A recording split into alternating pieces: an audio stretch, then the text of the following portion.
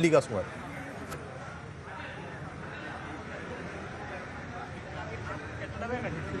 അപ്പൊ കാണാതെ കേൾക്കാതെ അഭിപ്രായങ്ങൾ പറഞ്ഞു എല്ലാവരും കൂടെ തമ്മിൽ ഒരു ചർച്ചയായി. എനിക്ക് പിന്നെ ഇവരൊക്കെ എന്ത് പറഞ്ഞാലും ഞാനത് ആ പ്രായമൊക്കെ കഴിഞ്ഞല്ലോ തുള്ളാനുള്ളത്. എന്താണ് ഈ ഒരു പരിഹാരം, ഒരു മുന്നോട്ട് പോക്ക്?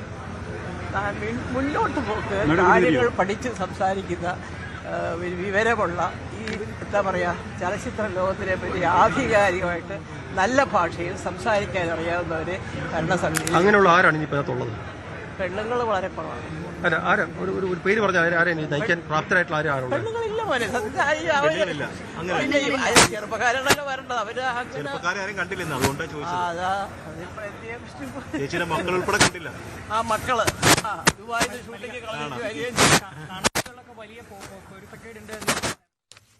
അതാണ് മല്ലികാസുകുമാരൻ്റെ പ്രതികരണം. ഇതിൽ സിനിമയെക്കുറിച്ച് നല്ല അറിവുള്ള, അത് പറഞ്ഞ് അല്ലെങ്കിൽ അതേക്കുറിച്ച് പഠിച്ച് പറയാൻ കഴിവുള്ള വിവരമുള്ള ആളുകൾ ആരെങ്കിലും ഇതിൻ്റെ തലപ്പത്ത് വരണം എന്നാണ്. അപ്പോൾ അതിനുള്ള കഴിവുള്ള ആളുകളായിരുന്നില്ല ഇപ്പോൾ തലപ്പത്തിരുന്നത് എന്നത് ഒരു പ്രതിസന്ധിയായി അവിടെ ഉയർത്തിക്കാണിക്കുകയാണ് മല്ലികാസുകുമാരൻ.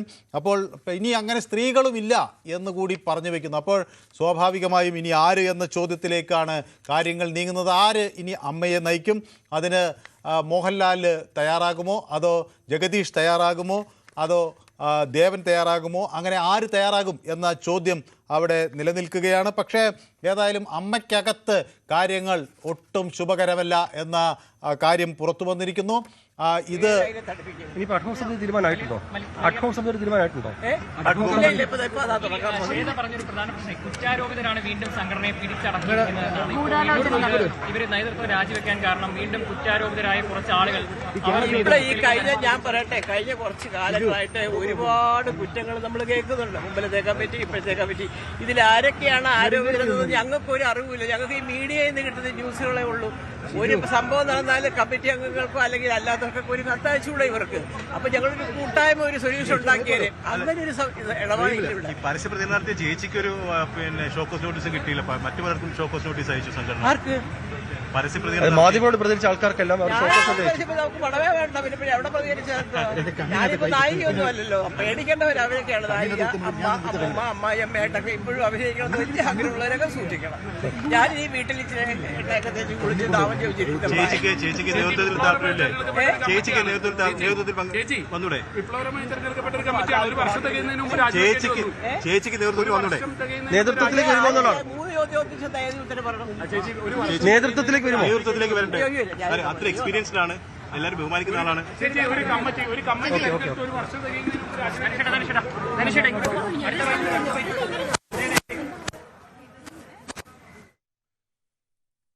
അതാണ് ശ്രീമതി മല്ലികാസുകുമാരൻ്റെ പ്രതികരണം നമ്മൾ കേട്ടത്. ഇതിനകത്ത് കുറ്റാരോപിതർ തിരിച്ചു വരാൻ തയ്യാറെടുക്കുന്നു എന്ന തരത്തിലുള്ള പ്രതികരണങ്ങൾ ശ്വേതാ മേനോൻ നടത്തിയിരുന്നു. അത് പക്ഷേ മല്ലികാസുകുമാരൻ അത് സംബന്ധിച്ച് പ്രതികരണങ്ങൾ നടത്തുന്നില്ല.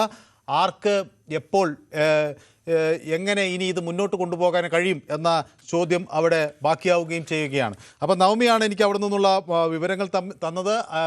ഈ അമ്മ ജനറൽ ബോഡിക്കകത്ത് വലിയ തോതിലുള്ള തർക്കങ്ങൾ നടന്നു, പൊട്ടിത്തെറികൾ നടന്നു. ഒടുവിൽ ഗത്യന്തരമില്ലാതെ ഭരണസമിതി പിരിച്ചുവിടേണ്ട സാഹചര്യമുണ്ടായി. വാർഷിക ജനറൽ ബോഡിയിൽ അതിൻ്റെ വാർഷിക റിപ്പോർട്ട് സമർപ്പിക്കാനായില്ല. ട്രഷറർ ഓടിപ്പോയി, അത് കൊണ്ടാണത് ചെയ്യാൻ കഴിയാതിരുന്നത് എന്ന് പറയുകയാണ് പ്രസിഡന്റ്. പല കാര്യങ്ങളും പ്രസിഡന്റ് അറിഞ്ഞിട്ടില്ല എന്നതായിരുന്നു മറ്റ് പല ആളുകളുടെയും പ്രതികരണം. ഏതായാലും നാടകീയമായ രംഗങ്ങൾക്കാണ്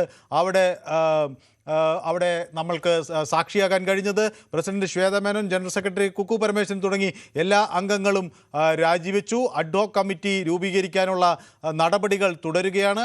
അഡ്ഹോക് കമ്മിറ്റി ആയിരിക്കും ഇനി അമ്മയുടെ തുടർ നടപടികളുമായി മുന്നോട്ട് പോകുക. ശ്വേതാ മേനോൻ ഇനി അമ്മയുമായി താൻ ഒട്ടും സഹകരിക്കില്ല എന്ന തരത്തിൽ, ഇനി അമ്മയുടെ ഭാഗമല്ല എന്ന തരത്തിൽ പുറത്തേക്ക് വന്നിരിക്കുകയാണ്.